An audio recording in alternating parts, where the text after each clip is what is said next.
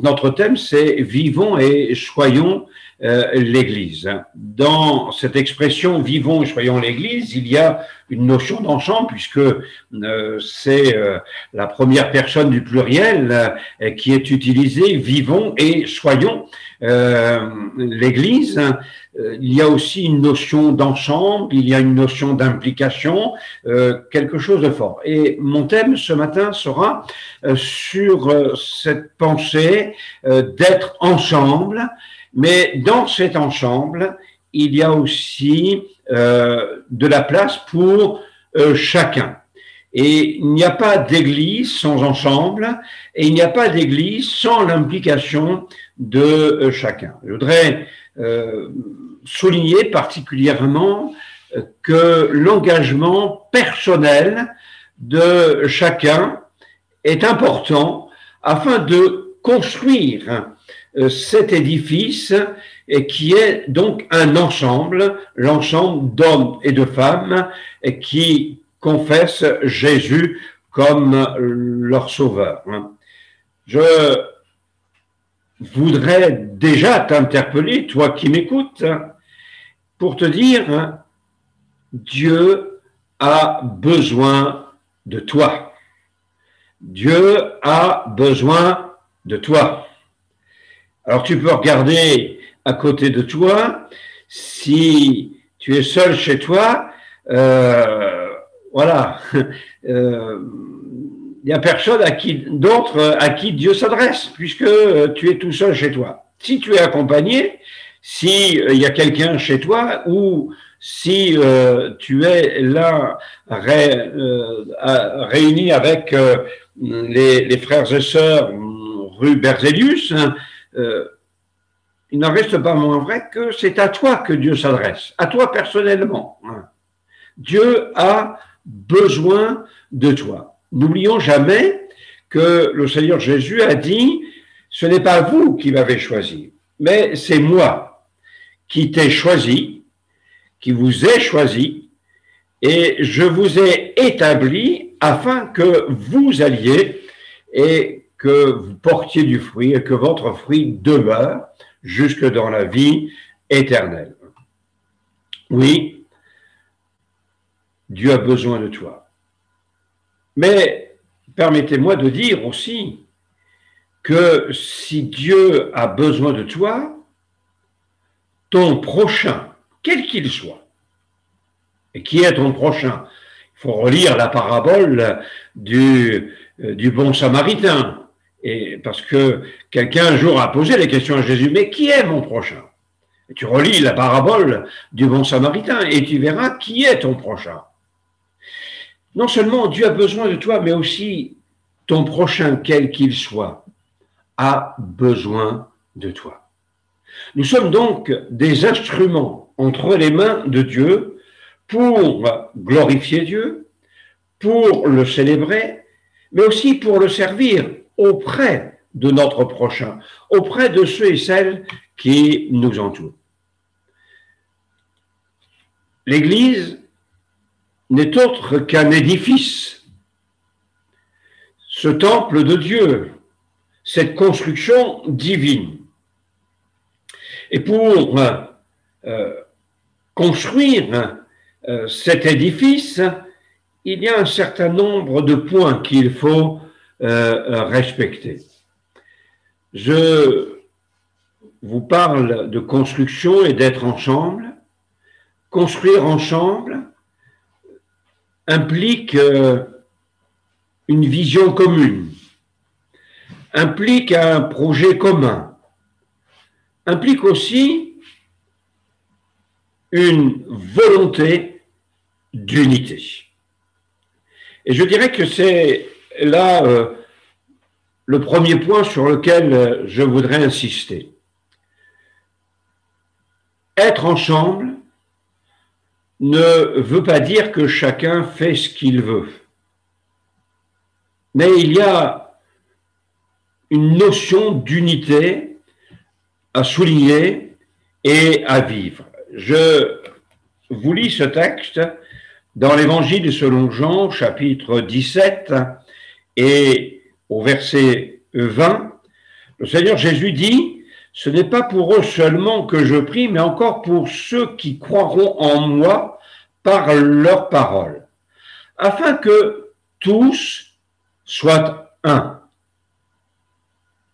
Comme toi, Père, tu es en moi et comme je suis en toi, afin qu'eux aussi soient un en nous, pour que le monde croie que tu m'as envoyé. Le Seigneur Jésus prie donc pour qu'il y ait cette unité entre les croyants. Et il y a un objectif, et je rejoins cette pensée de la construction de l'édifice. Jésus dit, je bâtirai mon église.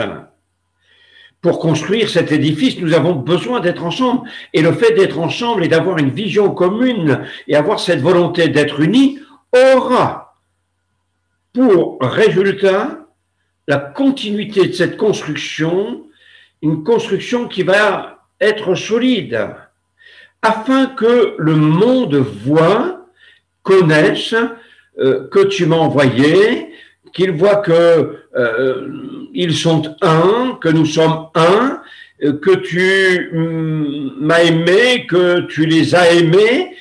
Voilà tout ce que le Seigneur Jésus veut dire au travers de cette notion d'unité.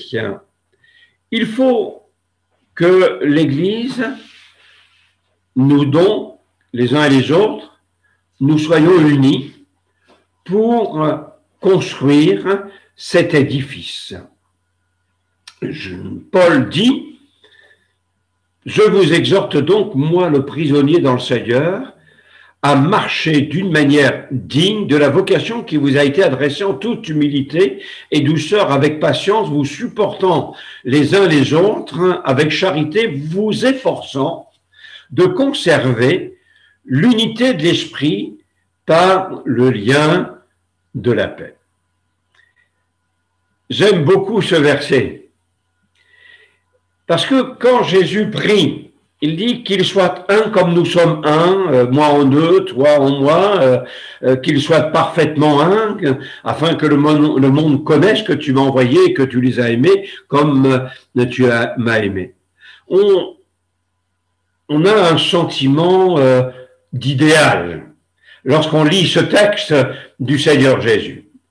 Mais lorsque l'Église se met en route, et qu'elle est en fonction, que les apôtres vont travailler, que les disciples vont annoncer l'Évangile, oh, il va y avoir quelques écueils, quelques difficultés, il va y avoir quelques luttes, quelques combats. Et ce ne sera pas toujours très très simple. Alors je comprends cette parole de l'apôtre Paul qui nous invite à nous supporter les uns les autres avec charité, vous efforçant de conserver l'unité de l'esprit par le lien de la paix.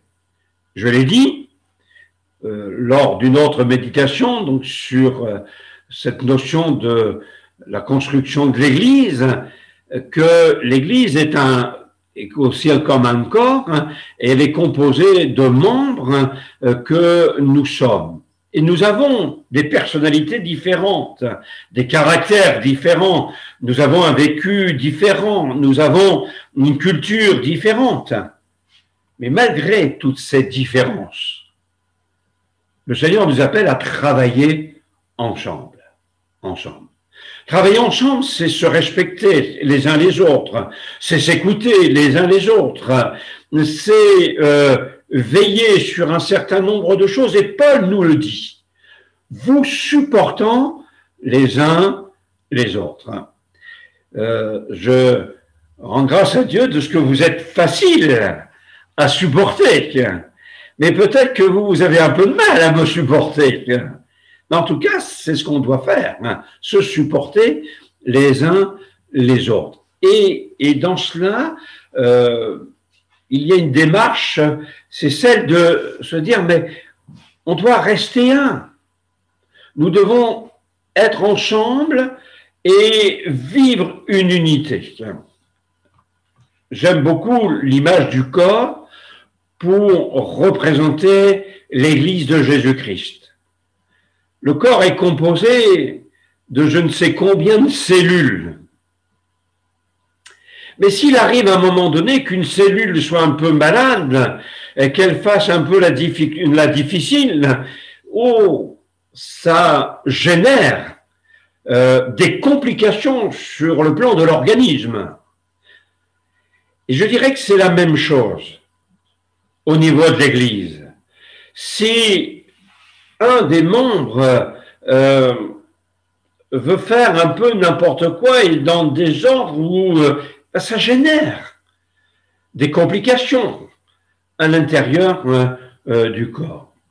Dans le livre des Actes des Apôtres, au chapitre 4, alors que c'est le tout début de l'Église, Jésus a été crucifié, Jésus a été ressuscité, Jésus est enlevé au ciel, et il y a l'effusion du Saint-Esprit, la Pentecôte, et à partir de là, l'œuvre de Dieu va se développer.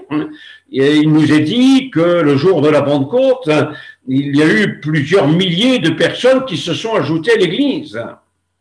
Et l'Église va se constituer, se former, se développer, s'organiser. Et il nous est dit dans le livre des Actes, chapitre 4, verset 32, que la multitude, donc c'est pas 5 ou 10, c'est une multitude, des centaines, des milliers de personnes, et qui avaient cru n'était qu'un cœur et qu'une âme.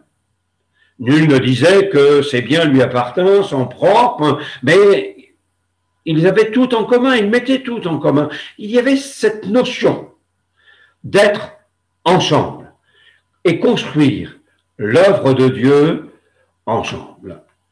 Alors bien sûr, cela nous amène à veiller sur nous-mêmes. Vous connaissez ce dicton qui dit que la liberté a ses limites, elle commence à un endroit, elle se termine à un endroit, la liberté de chacun a des limites. C'est la même chose dans la vie de l'Église. Je dois réaliser que je ne suis pas seul à penser, pas seul à faire, pas seul à vouloir certaines choses, que les autres aussi veulent. Et cela m'amène à une communication, à travailler avec l'autre, à travailler avec des personnes qui voient les choses de façon différente. Cela m'amène à réaliser que je dois m'adapter aux autres et que je dois faire un certain nombre d'efforts pour travailler avec les autres. Jésus nous entraîne donc dans cette dimension, être unis pour construire l'œuvre de Dieu. Quand je dis unis, ça veut dire qu'il y a d'autres personnes. Donc on est un ensemble. On est dans cette dimension du corps, de la construction de l'édifice. Nous sommes cet ensemble qui avons des bases communes, comme une construction qui s'élève, elle a une base commune, même s'il y a plusieurs étages, il y a des fondations qui sont communes à l'ensemble de l'édifice. Et c'est la même chose pour nous. Nous avons des bases communes. Nos bases communes, ce sont la parole de Dieu, notre expérience avec le Seigneur, le fait que nous soyons des hommes, des femmes, jeunes gens, jeunes filles, qui ont confessé Jésus comme leur sauveur personnel, qui se sont fait baptiser par immersion, qui se retrouvent, qui célèbrent. Voilà, on a des bases communes au travers de notre foi. Nous croyons en un seul Seigneur, en un seul Dieu. Nous croyons les uns et les autres à l'efficacité de l'œuvre de Christ, nous croyons en l'efficacité de la prière, nous observons la prière, nous croyons en la véracité de la parole de Dieu, et la parole de Dieu est la base de notre marche, de nos convictions, de notre confession. Cet édifice va donc s'élever, se construire, avec la participation de nous tous. Et on a besoin de toi, je le répète, de toi, mon frère, ma sœur, parce que le Seigneur a besoin de tes forces, le Seigneur a besoin de tes compétences, il a besoin de ton service, il a besoin de ton savoir, il a besoin de ton expérience, il a besoin de ta disponibilité. Et ensemble, mettant au service de l'Église, les uns et les autres, nos compétences, notre service, notre savoir, notre disponibilité, nos forces, quel travail on va faire. On va faire. Mais ce travail doit se faire dans le respect des uns et des autres. C'est comme la construction d'un édifice, d'une maison. Ce n'est pas le couvreur qui commence, et on ne met pas d'abord la toiture et les fondations au-dessus. Il y a des règles à respecter. Chaque corps de métier va intervenir au bon moment. Il y a une notion de complémentarité. Et il faut que dans l'Église, il y ait aussi cette notion de complémentarité, que tous les services fonctionnent dans la vie de l'Église, dans cette complémentarité. Certains auront reçu dans le chant, d'autres auront reçu dans la musique, d'autres auront reçu pour peut-être s'occuper plus d'accueillir, d'autres auront reçu pour accompagner, conseiller. Voilà, c'est dans la complémentarité. Si le corps que nous représentons, les membres que nous sommes, avec tout le potentiel que nous avons les uns les autres, parce que je prenne l'un ou l'autre, et je pourrais dire à chacun d'entre vous de façon individuelle, tu as du potentiel et tu as un potentiel. Mais si ce potentiel que nous représentons, ces possibilités qui sont en nous, que nous avons les uns les autres, ces capacités, ces forces, ces compétences, si nous ne les activons pas au sein de l'Église et pour la construction de l'Église, mais c'est un leurre. C'est un leurre. Et ça ne sert à rien. Je prends souvent l'exemple du sel. Vous pouvez posséder le meilleur sel qui existe et dire, wow, dans ma cuisine, j'ai vraiment le meilleur sel. Vous verriez, si vous saviez, si vous goûtiez ce sel, mais alors, il est excellent. Et si ce sel, vous le laissez dans un bocal bien fermé et que vous ne l'utilisez jamais, il ne sert à rien. À un moment donné, il faut ouvrir le bocal, prendre une pincée, en mettre un peu pour assaisonner votre cuisine, vos aliments. Eh bien, Jésus dit, vous êtes le sel de la terre. Mais si on enferme le sel dans un bocal qui s'appelle Église, ça ne sert pas à grand-chose. Alors, oui, on représente un potentiel. Nous avons les uns les autres reçu de Dieu, et la parole de Dieu nous dit que le Seigneur a fait des dons aux uns et aux autres.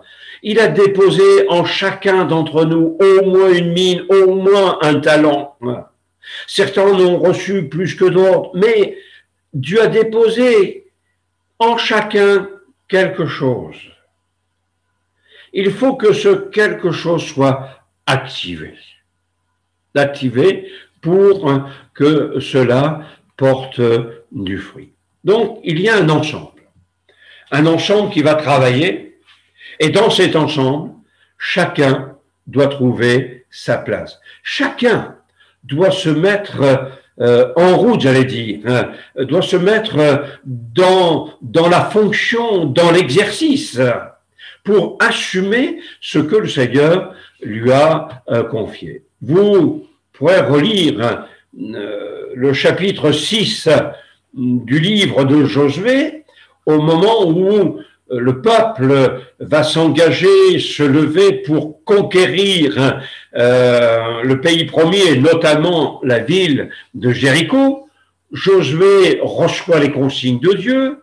Josué va transmettre ces consignes au peuple, et il va y avoir le travail des sacrificateurs, le travail des Lévites, pardon, et il va y avoir aussi le travail de tout l'ensemble du peuple.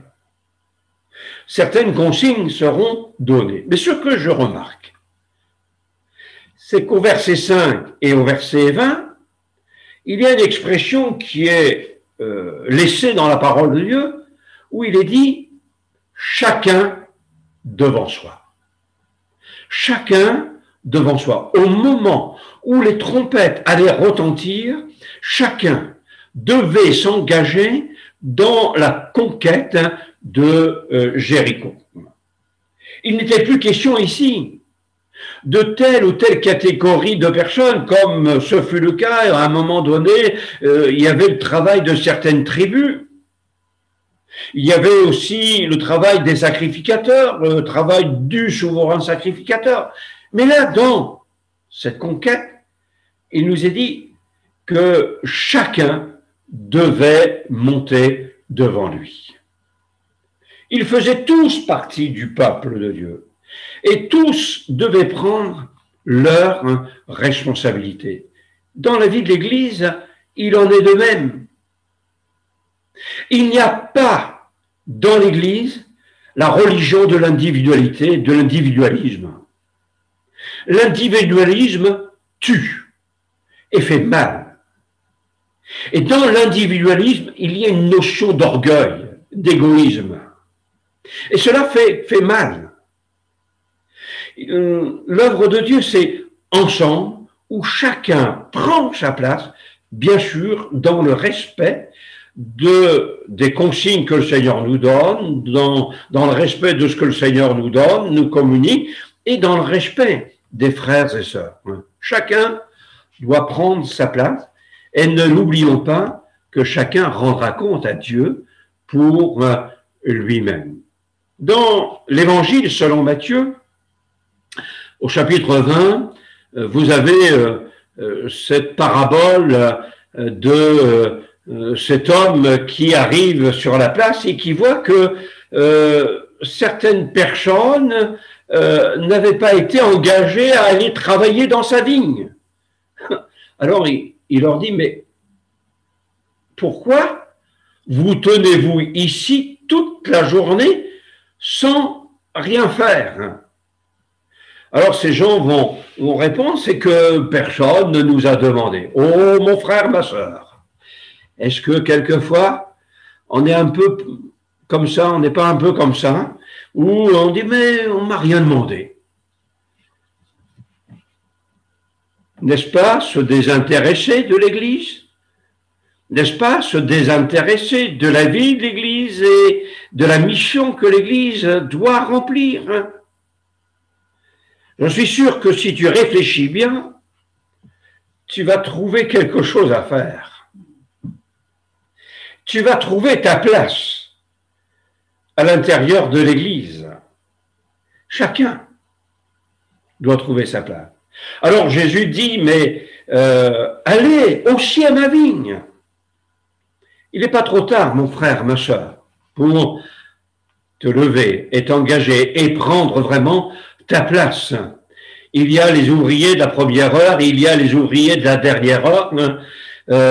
Ce qui est important, c'est de faire partie des ouvriers de Dieu et de se mettre au service du Seigneur. Dans le livre des Actes des Apôtres, je l'ai cité tout à l'heure, où il nous est dit qu'ils avaient tout en commun, mais il nous est dit aussi que tous, d'un commun accord, persévéraient dans la prière avec les femmes, Marie, mère de Jésus, et avec les frères de Jésus. Tous. Tous. Ça veut dire quoi? Ça veut dire que chacun prenait sa place. Nous avons aussi nos temps de prière, nos réunions de prière. À chacun de prendre sa place. Tous d'un commun accord. Persévérer dans la prière. Nous avons dans la vie de l'Église locale à source d'espoir aussi nos temps d'étude de la parole de Dieu. Nous avons nos actions, que ce soit le samedi ou au moment de Noël, il y a des actions particulières. Mais on a besoin de tous. Chacun doit prendre sa place. Dans le livre des Actes des Apôtres, il y a vraiment cette notion de l'ensemble, mais aussi de chacun.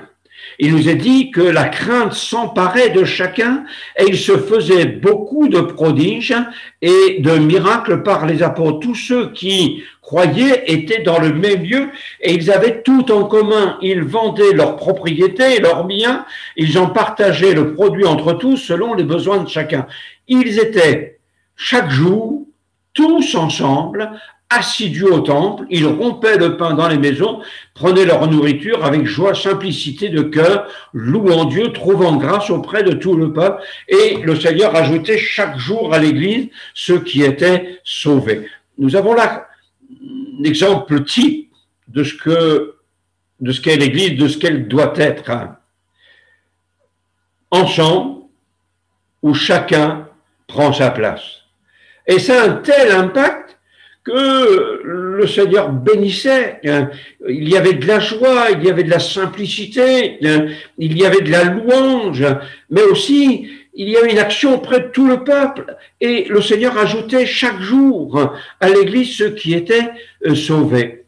Le fait que nous travaillons de cette manière, que nous vivions de cette manière, étant ensemble, dans l'unité, se respectant, travaillant d'un même cœur et d'une même âme, chacun prenant sa place, chacun s'impliquant, aura un impact sur ceux et celles qui nous entourent. Car nous n'avons que deux yeux, et je prends mes lunettes pour exemple, pour regarder les autres, mais il y a des dizaines de Pères Dieu qui nous regardent, des centaines qui nous regardent. Dans son épître aux Corinthiens, Paul dit « Nous sommes ouvriers avec Dieu. Vous êtes le champ de Dieu, l'édifice de Dieu. Et selon la grâce de Dieu qui m'a été donnée, dit-il, j'ai posé le fondement comme un sage architecte.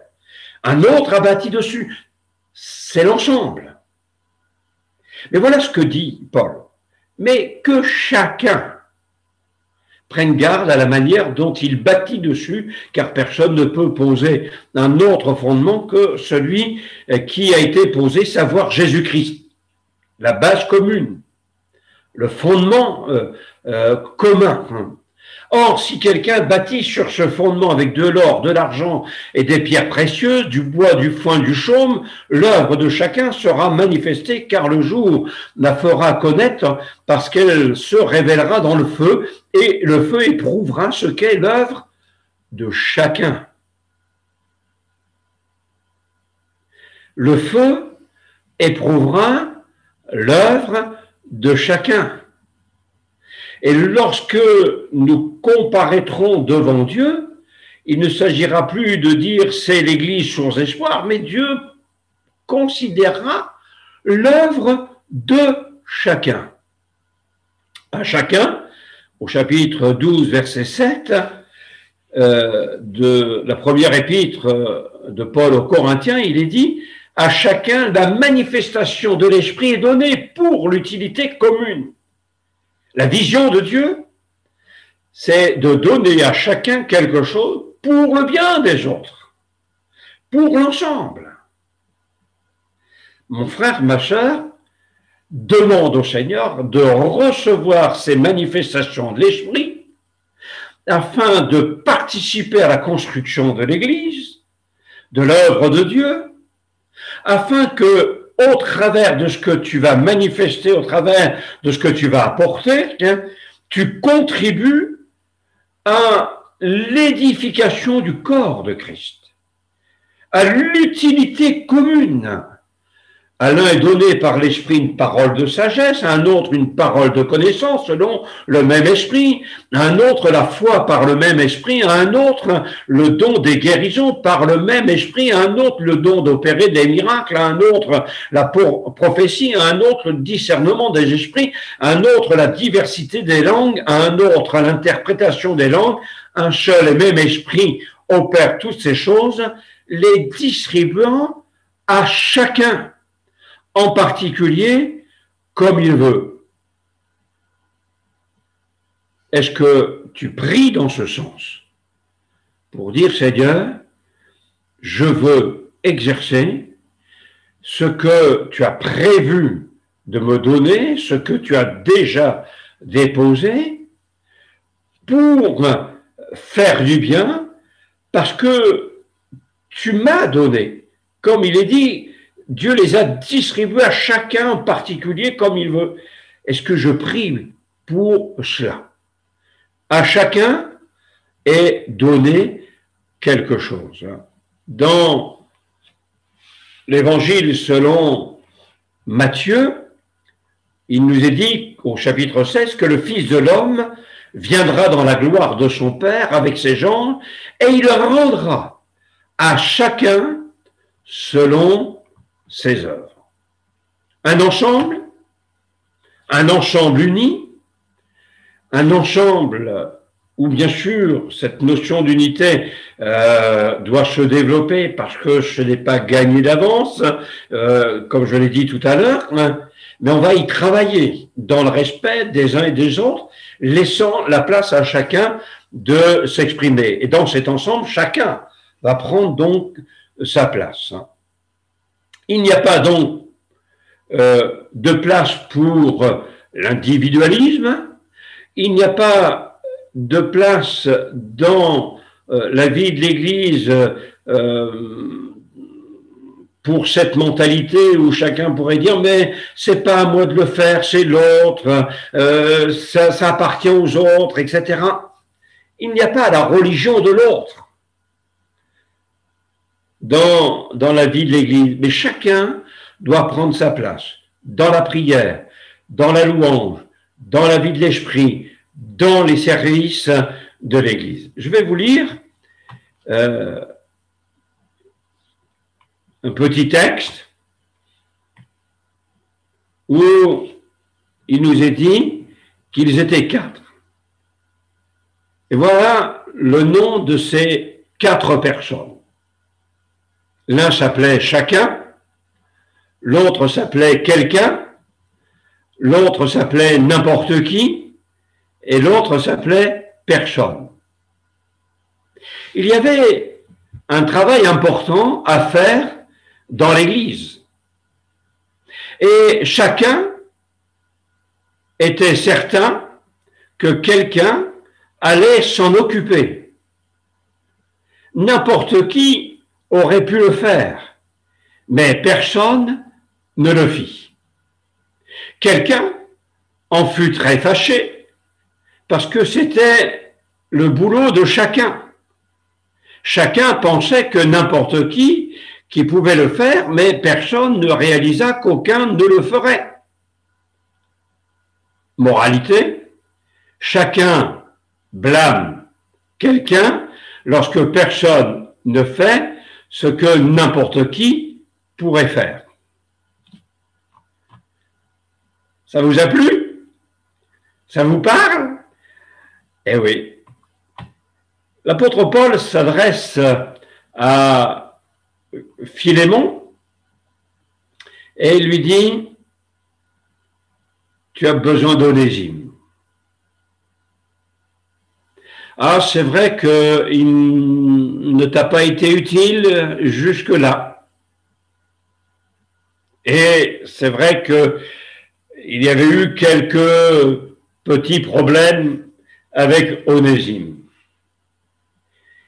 Mais à un moment donné, le travail de Dieu se fait dans le cœur d'Onésime et il faut que Onésime prenne sa place et il faut qu'il y ait une communion entre Onésime et Philémon. Nous étions peut-être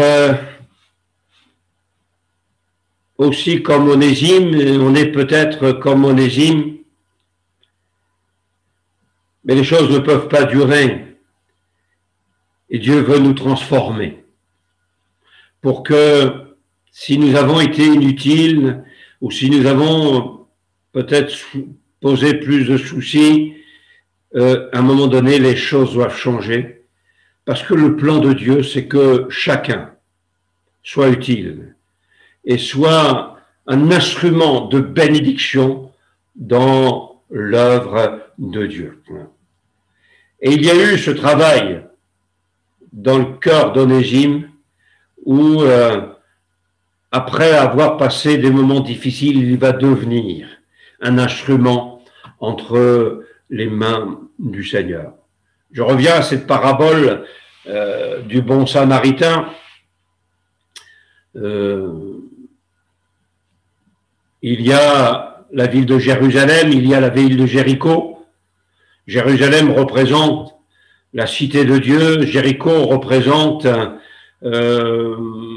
l'état de ce monde, et il y avait cet homme qui descendait de Jérusalem à Jéricho, et il tombe entre les mains des brigands qui le laissent là à demi-mort au bord du chemin, roué de coups.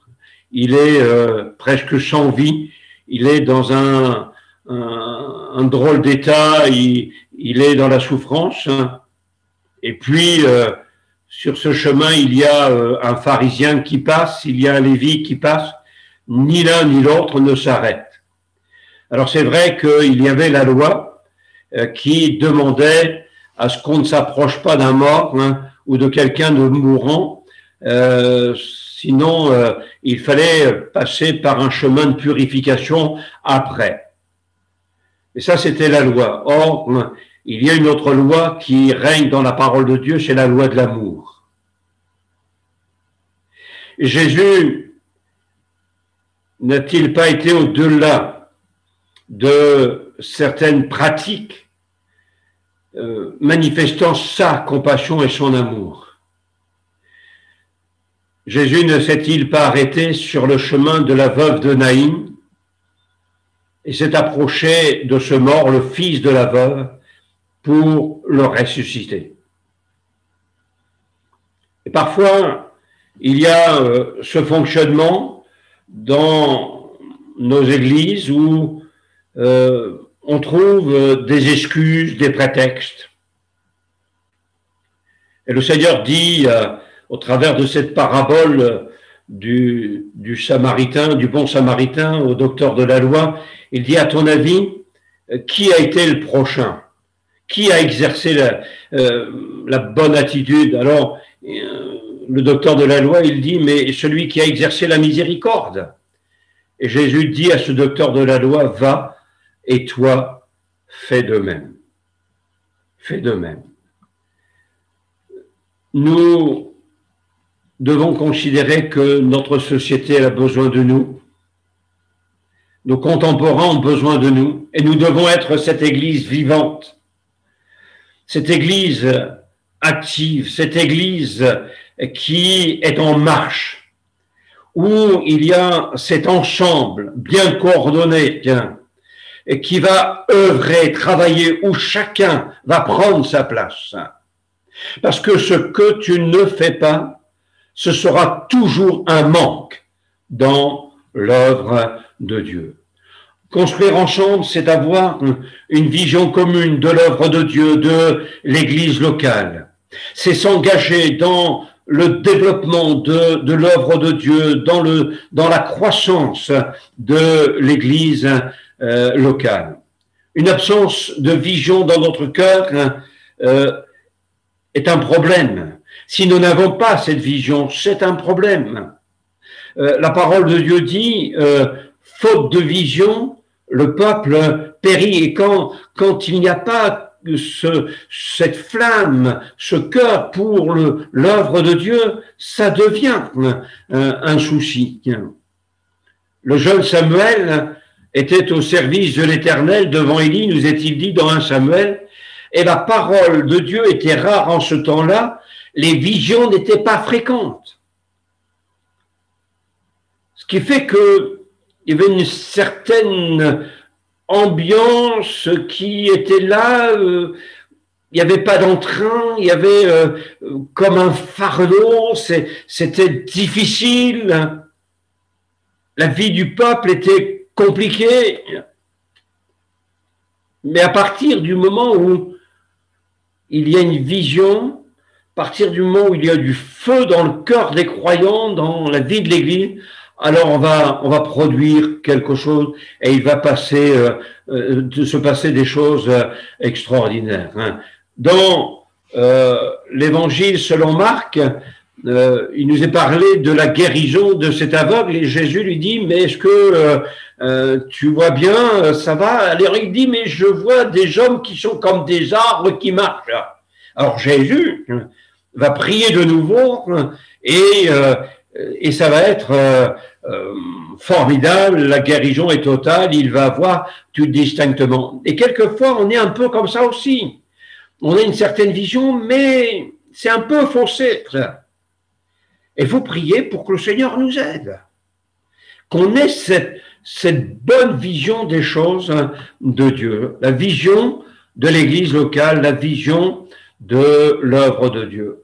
Dieu veut nous communiquer une vraie et bonne vision. Et je vais terminer avec cette pensée dans le livre du prophète Ésaïe au chapitre 54. Voilà, il est dit, réjouis-toi stérile, toi qui n'enfantes plus, fais éclater ton allégresse et ta joie. Peut-être considérons-nous que, oui, nous sommes l'Église, mais finalement,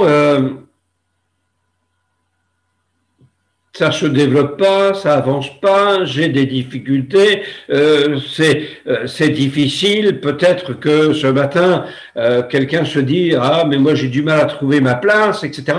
Et Dieu dit, réjouis-toi. Parce que si tu laisses faire le Seigneur, tu vas voir, il va se passer des choses formidables. Réjouis-toi. Toi qui n'enfantes pas, toi qui ne vois pas les résultats, toi qui semble pas remporter de victoire, toi qui semble pas aller de l'avant, toi qui semble peiner, toi qui semble être sous les fardeaux, toi qui semble être dans la difficulté, qui n'a pas de joie à vivre la vie de Dieu, la vie de l'Église, réjouis-toi parce que ça va changer. Toi qui n'as plus de douleur, est-il dit dans ce chapitre 54, oui, pour toi les choses vont changer, tu vas connaître à nouveau les douleurs de l'enfantement, car les fils de la délaissée seront plus nombreux que les fils de celle qui est mariée, dit l'Éternel. Et dans ce chapitre 54, Dieu dit, élargis l'espace de ta tente, qu'on déploie les couvertures de ta demeure, ne retiens pas, allonge tes cordages et affermis tes pieux, car tu te répandras à droite et à gauche, ta postérité envahira des nations et peuplera des villes désertes. Waouh! C'est pas beau ça? Qu'est-ce que vous en pensez? Si on vivait ça à Berzelius et à Aubonne, parce qu'il y a les frères et sœurs de Berzelius et les frères et sœurs d'Aubonne, que l'on voit qu'on va envahir, que ça va se peupler, waouh! Mais c'est possible avec Dieu. Ensemble, chacun se mettant à l'œuvre, nous allons voir les choses. Et qu'est-ce que Dieu nous dit là? Élargis l'espace de ta tente. Élargis ton espace de travail. Élargis l'espace de ta vision. Dans la prière, dans le service, dans ce que tu peux faire, dans l'exercice des dons, dans ce que tu peux apporter matériellement, dans la vie de l'esprit, dans la fraternité, dans l'accueil, en accueillant les âmes, en parlant aux âmes, en te tournant vers de nouvelles âmes. Élargis! Et c'est pas Dieu qui élargit. Dieu dit à son peuple, élargis. Élargis l'espace de ta tente. Tu veux voir l'œuvre de Dieu, tu veux voir la beauté de l'œuvre de Dieu, tu veux voir la gloire de Dieu, tu veux voir les miracles, tu veux voir les âmes se convertir, tu veux voir la confirmation de la parole de Dieu. Alors élargis l'espace de ta tente. Élargis l'espace de la prière, élargis l'espace de ce que tu peux donner aux autres. Engage-toi dans ce contact vers les âmes, élargis. Ne te limite pas à parler qu'à une seule personne, parle à 5, 10, 20, 30, 50 personnes. Ne te limite pas à t'occuper que d'un frère, que d'une sœur, mais prends des nouvelles de 5, 10, 15, 20, 30 frères. Ne te limite pas à un seul sujet de prière, mais multiplie tes sujets de prière devant Dieu. 5, 10, 15, 20, 30 sujets de prière. Élargis l'espace de ta tente. La tente, n'est-ce pas, l'image de certaines limites. Si vous avez une tente 3 places, ben vous pourrez peut-être faire rentrer une 4e, une 5e, mais à un moment donné, ça va exploser, quoi. La limite parle, la tente parle des limites. Et il y a nos limites humaines, nos limites naturelles, les limites de notre vision, les limites de notre travail. Mais Dieu dit à un moment donné, élargis. Il faut que tu dépasses cela. Il faut que tu ailles plus loin. Et le Seigneur veut nous donner sa grâce pour que nous nous élargissions. Paul dit aux Corinthiens, vos entrailles se sont rétrécies.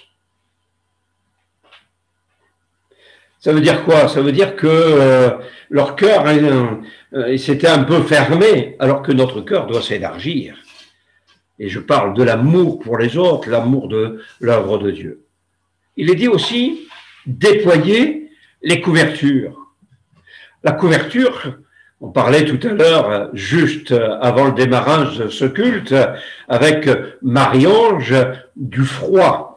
Et c'est vrai que il a fait froid cette nuit et ce matin, pour sortir, il valait mieux se couvrir. La couverture, elle nous parle de chaleur, elle nous parle de protection. Déploie les couvertures. Nous devons déployer cet amour qui doit régner entre nous, l'amour de Dieu, et qui va nous amener à prendre soin les uns des autres. La croissance n'est jamais le fruit de l'indifférence, de la froideur, de l'anonymat, mais bien au contraire. Plus je vais m'occuper des autres, plus je vais entourer les autres, prendre soin des autres, plus l'œuvre de Dieu va se développer. Allonge les cordages. Le cordage, c'est ce qui sert à attacher, c'est ce qui sert à arrimer. N'y a-t-il pas là une notion de solidité, de rendre ferme? Et c'est dans cette notion que nous devons travailler. Nous ne devons pas travailler à la légère, comme le dit l'apôtre Paul. Nous devons prendre garde à la manière dont on bâtit. Je vais travailler en fondant sur la parole de Dieu et non pas en fondant sur les courants de doctrine qui circulent aujourd'hui à droite à gauche.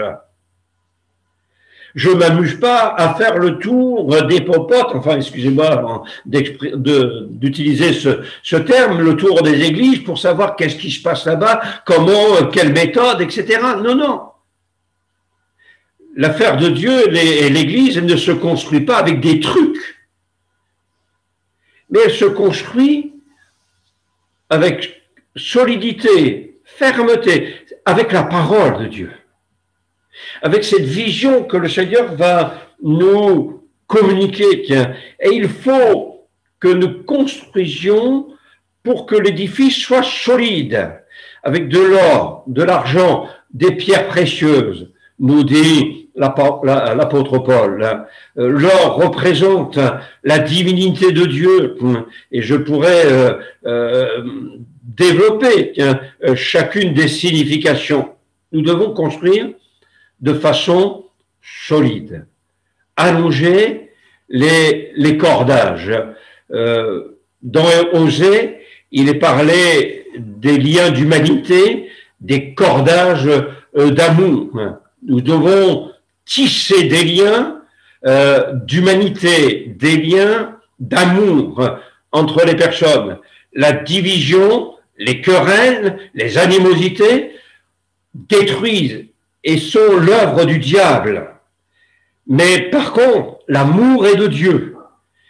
Et je vais affermir l'œuvre de Dieu en tissant ce travail avec cet amour, hein, l'amour de Dieu, les liens d'humanité et les cordages d'amour. Hein. Je reviens sur cette notion d'affermissement. Hein. Si j'entoure de nouvelles âmes, Jésus dit, allez, faites de toutes les nations des disciples, les baptisant au nom du Père, du Fils, du Saint-Esprit, et enseignez-leur à observer. Ça veut dire que la responsabilité de chacun, c'est que je sois un disciple qui va former un autre disciple. Et je vais lui communiquer non pas ma conception, non pas ma façon de voir, mais je vais lui communiquer la parole de Dieu. La base de la parole de Dieu qui repose sur le fondement des prophètes, des apôtres, etc. Ensuite, il est parlé d'affermir les pieux.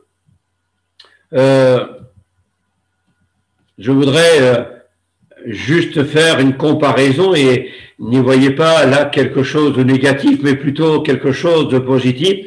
Je dirais, on est les uns les autres comme des colonnes des pieux. Et il faut affermir nos vies et affermir la vie des autres. Ces pieux représentent, je dirais, l'ensemble des membres qui doivent être affermis.